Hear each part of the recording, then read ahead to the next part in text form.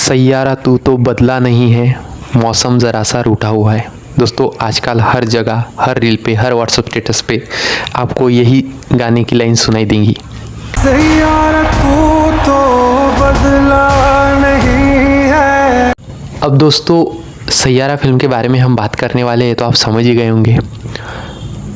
तो इसके बारे में हम आज डिटेल में समझेंगे कि फिल्म कैसी है, क्या है। अभी फ़िलहाल थिएटर में इस फिल्म का हाल कैसा है। फिल्म रिलीज़ होते हुए अभी करीबन 2 हफ्तों से ज़्यादा का वक्त बीत चुका है। फिल्म अब तक थिएटर में किस तरीके से टिकी हुई है या नहीं है, या लोगों का जो प्यार है वो फिल्म के प्रति कम हो रहा है या बढ़ रहा है, सब कुछ आज हम इस वीडियो के माध्यम से आपको बताएंगे। तो दोस्तों वीडियो से जुड़े रहिए, और अगर हमारा वीडियो आपको पसंद आता है तो लाइक कीजिए, सब्सक्राइब कीजिए चैनल को, और वीडियो को शेयर भी कीजिए। तो चलिए दोस्तों शुरू करते हैं।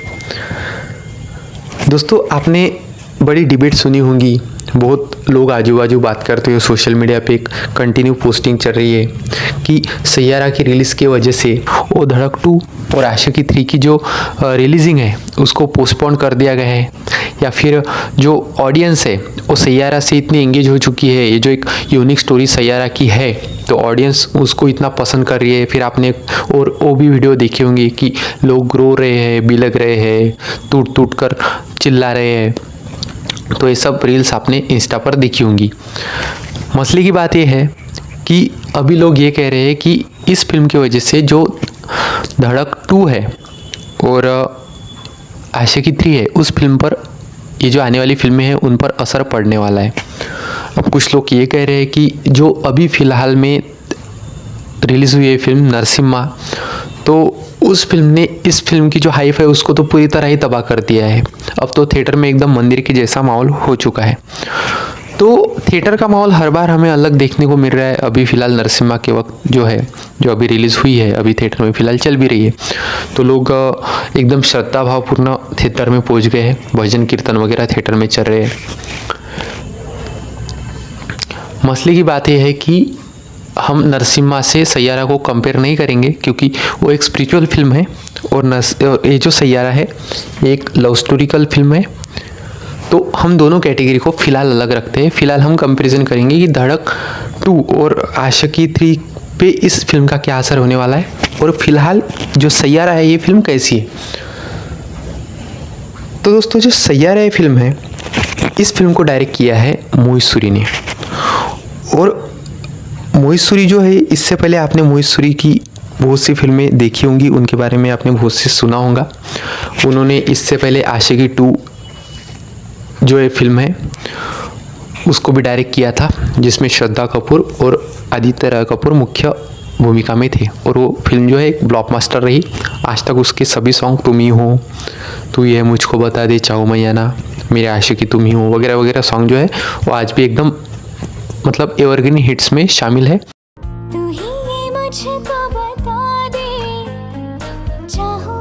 फिल्म की स्टोरी भी एकदम आज भी कितनी बार भी आप देखेंगे तो आपको नहीं ही लगती है।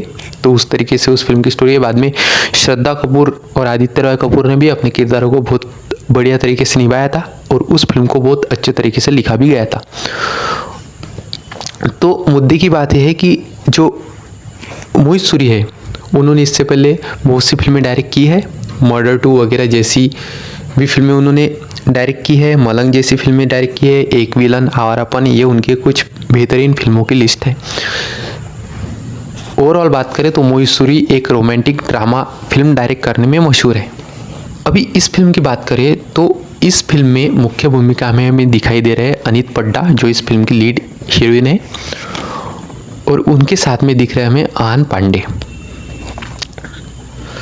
और इस फिल्म को यशराज फिल्म के बैनर तले बनाया गया है। दोस्तों अगर हम इस फिल्म के स्टार्स की बात करें तो दोनों का अभी डेब्यू है, दोनों अभी एकदम नए स्टार है। जो इस फिल्म की जो लीड एक्ट्रेस है उनकी एज अभी जस्ट 22 है, और उनका जो जन्म है वो 14 अक्टूबर 2002 को हुआ था। और फिर आहान पांडे जो है, आहान पांडे की भी एक डेब्यू फिल्म है, और उनकी भी एज करीबन 27 साल की है। अब फिल्म कैसी है, तो देखिए दोस्तों, फिल्म की स्टोरी एक कोरियन फिल्म है जिसका ये रीमेक है, इस तरीके से बताया जा रहा है।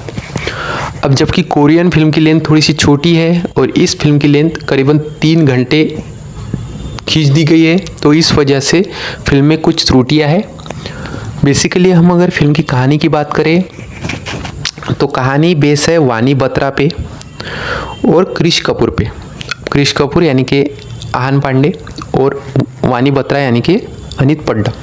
मामला यह है कि जो वानी बत्रा है वो एक कवि है, पोइट्री लिखती है और उसके जीवन पहला ही सीन का जब फिल्म शुरू होती है तो फिल्म का पहला सीन थोड़ा सा इमोशनल हमको लगता है और हमें इस तरीके से फील होता है कि शायद अब पूरी फिल्म ही इमोशनल होने वाली है आगे चल के। तो वानी का जो फर्स्ट बॉयफ्रेंड है जिससे उसकी शादी होने वाली थी, उसने अभी शादी को फ़िलहाल ना कर दिया है और वानी कोर्ट में उसका इंतज़ार करते हुए फ़िलहाल रो रही है। उसको एक शॉक पहुंच गया है कि जैसे उसने टाइम पर ही बोल दिया है, समय पर उसने वानी को ना कह दिया है कि नहीं भाई मुझे तेरे से शादी नहीं करनी है। ये सुन के वानी को शॉक पहुंच गया, उसके फैमिली भी थोड़ी सी टेंशन में है। अब आगे का सीन है कि क्रिश कपूर जो है, तो क्रिश कपूर एक पैशनेट सिंगर है जिसे बहुत बड़ा नाम कमाना है, पैसा कमाना है। अब उसके पीछे के हालात है, उसके पिताजी की कंडीशन, उसके घर के कुछ प्रॉब्लम है जो नॉर्मली लड़कों की ज़िंदगी होती है, उसको रिफ्लेक्ट किया गया है।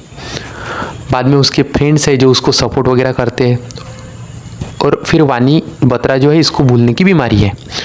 तो ये करती ऐसी है कि ये जो सॉन्ग्स लिखती है तो फिर उसकी डायरी के पन्ने खुद ही फाड़ देती है और धीरे धीरे समय के साथ वानी बत्रा सब कुछ भूलती जाती है। इवन उसका नाम, उसकी आइडेंटिटी भी वो धीरे धीरे करते लूज़ करती जाती है। अब विषय की बात यह है कि क्रिश कपूर और वानी बत्रा की जब पहली मुलाकात होती है, फिर दोनों मिलते हैं।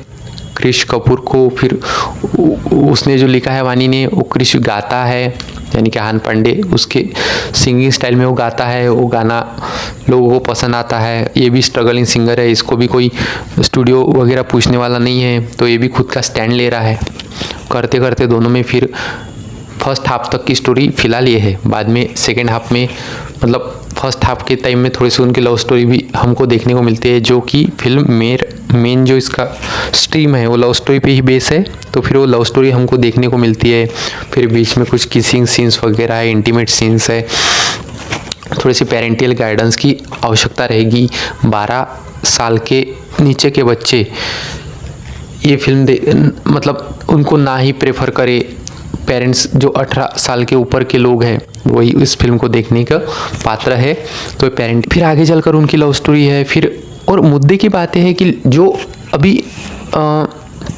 कुछ वीडियोज़ या पोस्ट आ रही है कि लोग बिलक बिलक के रो रहे हैं। खासकर जो कह रहे हैं कि जेंजिस जो बच्चे हैं वो बिलक बिलक के रो रहे हैं, टूट रहे हैं, मार तोड़ हो रही है बिल्कुल इस तरीके से कि चल हो भाई कितना बड़ा दिल टूट गया, प्यार वगैरह छूट गया है, गाने गाए जा रहे हैं। तो मैं ये ऐसी बात नहीं है। अब जो कुछ लोग बोल रहे हैं कि जेंजिस तो ऐसे ही है, ये तो हर बात का बड़ा बतंगड़ बनाते हैं वगैरह वगैरह। तो भाई मैं इस साइड में नहीं हूँ, क्योंकि वो भी बात सही नहीं है। ऐसी भी कुछ बात नहीं है, हर जनरेशन में ये होता ही रहता है। अब पहले की जनरेशन ने दिल मूवी देखी तो उन्होंने उस टाइम का मूवी का रिफ्लेक्शन तो रहता ही रहता है। छावा आई तो लोग चिल्लाने लगे। एक फिल्मों का रिएक्शन कहीं ना कहीं, अभी जैसा मैंने बोला कि नरसिम्हा आई तो थिएटर में एकदम मंदिर जैसा माहौल हो गया, तो फिल्मों का रिएक्शन तो रहता ही रहता है। पर फिर भी मेरी शिकायत ये है कि फिल्म की स्टोरी जो है वो इतनी भी मुझे ऐसी नहीं लगी जो दिल पर सीधा घुस जाए, या बहुत कुछ ऐसा नहीं है जो मतलब दिल को आर पार चीरता हुआ चला जाए। नॉर्मल स्टोरी है भाई।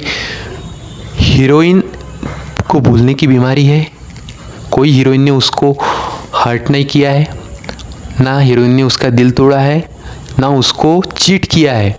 उसको भूलने की बीमारी है, तो इस वजह से वो भूलती रहती है और हीरो उसको याद दिलाने में लगा हुआ है। फिर वो गाने गा रहा है, इधर घूम रहा है उधर घूम रहा है, हीरोइन घूम जा रही है। तो ये सब फिल्मों में लास्ट तक होते रहता है।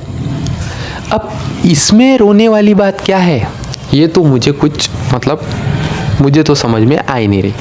अब अगर आप आशिकी 2 देखेंगे या आपने अगर सैराट देखी होंगी, अगर आप तेरे नाम देखेंगे, अगर आप दिल जैसी फिल्में देखेंगे, चलो वो भी बात बहुत दूर की चली गई। अगर आप फिलहाल में तड़प ये फिल्म अगर देख लेते हैं, जिसमें आयन शेट्टी और तारा सुतारिया मेन लीड में थे और मिलन लुथेरिया जो है उन्होंने इस फिल्म का डायरेक्ट किया था तड़प, जिसके सॉन्ग्स भी बहुत हिट थे। बट उस टाइम उस फिल्म को उतनी अच्छी ऑडियंस नहीं मिली और थिएटर खाली रहे। उसके सामने अंतिम में फिल्म लगी थी तो अंतिम को लोगों ने गर्दी की, भीड़ की, पर वो फिल्म सिर्फ मार धोड़ वाली थी अंतिम, तो वो तो डूबी गई, उसका मामला ही नहीं। लेकिन तड़प इस फिल्म को उतना ऑडियंस हाइप नहीं मिला। तो अगर मैं तड़प के साथ भी आज इस फिल्म का कंपैरिजन करूं तो ये फिल्म कुछ भी नहीं है फिलहाल में।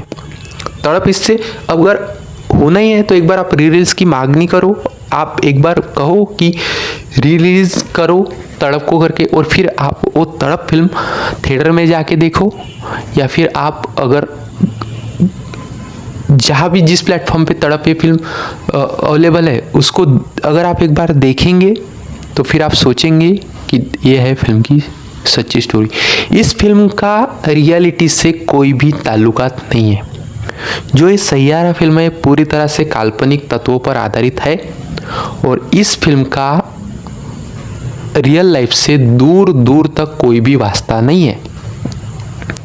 ये साफ साफ तौर पर मैं बात कह रहा हूँ। तड़प इस फिल्म की बात, उस फिल्म की स्टोरी ही उसकी स्ट्रेंथ थी, ये बात ध्यान में रखना ज़रूरी है। जिस तरीके से आज की दौर की परिस्थिति है भाई, आज के दौर में 10 में से 1000 में से एक बंदा लॉयल होता है, एक बंदी लॉयल होती है। बाकी के लोग कितने लॉयल हैं ये बताने की ज़रूरत शायद मुझे नहीं है। समझ रहे हो? समझ रहे हो आप? समझ रहे हो? फिर ये कौन सा ड्रामा है ये मुझे समझ में नहीं आ रहा। आप तड़प देख लो, आपको सीधे तौर पर रियलिटी का पता चल जाएगा। किस तरीके से लड़की लड़के को चीट कर रही है, किस तरीके से लालच में फंस के उसको मतलब मौत के घाट उतारने तक भी वो पीछे नहीं हटती है। तो ये तड़प की स्टोरी मैं आपको बता रहा हूँ। जो एक लड़का है वो टूट टूट कर उस लड़की से मोहब्बत करता है, उसके लिए जान देने के लिए हाजिर है। तुमसे भी ज़्यादा तुमको प्यार किया, तुमसे भी ज्यादा तुमसे प्यार किया। और वो लड़की पैसों के लिए वो खुद बोलती है कि चलो मज़े जितने तूने लूट लेने थे हो गया, तेरे साथ ज़िंदगी थोड़ी ना सेटल करेंगे। ज़िंदगी तो वही सेटल होंगी जब पैसे जहाँ पे होंगे। तो ये रियलिटी अभी आप आस पड़ोस की जो न्यूज़ है वो अगर देखते होंगे तो आपको, मुझे नहीं लगता कि रियलिटी की कुछ समझ देने की ज़रूरत है करके। आँख बंद कर लेने से रियलिटी नहीं छुप जाती मेरे दोस्त, जो है वो साफ है। आज के टाइम में कोई भी इतना लॉयल नहीं। मैं ये नहीं कह रहा कि सभी लोग फ्रॉड है, ऐसा नहीं है, लेकिन ये फिल्म रियलिटी से बहुत दूर, कोसों दूर है। ये सिर्फ एंटरटेनमेंट के लिए है। आप जाइए, देखिए, एंजॉय करिए, आपके पैसे वेस्ट नहीं जाएंगे। बट उस फिल्म का रियलिटी से कोई दूर दूर तक ताल्लुकात नहीं है। फिर अगर धड़क 2 की बात करें तो फिल्म का कॉन्सेप्ट थोड़ा सा जो है वो समाज व्यवस्था पर आधारित है। अभी तक मैंने वो फिल्म नहीं देखी है, लेकिन मैं जब देखूंगा तो उस फिल्म का भी रिव्यू करूंगा कि वो फिल्म किस तरीके से है करके। बट धड़क 2 का कॉन्सेप्ट ये समाज व्यवस्था पर आधारित है। और इस फिल्म का जो सैयारा है, ये फिल्म जो सामान्य कथा है आज तक चलती आई है, उसी के तौर पर ये फिल्म भी चल रही है। बाकी फिल्म के सॉन्ग्स अच्छे हैं, डायरेक्शन ठीक है, स्टोरी इतनी अच्छी नहीं है। जो स्टार्स है इस फिल्म की, जो कास्ट है, उन्होंने भी अच्छा काम किया है। तो मेरी तरफ से मैं इस फिल्म को दूंगा 5 में से 3 स्टार। फिल्म एवरेज है, एक बार देखेंगे तो अच्छी है, बट इस फिल्म को बहुत सीरियसली लेने की कोई ज़रूरत नहीं है। तो मिलते हैं दोस्तों अगली वीडियो में, तब तक के लिए जय हिंद और वंदे मातरम।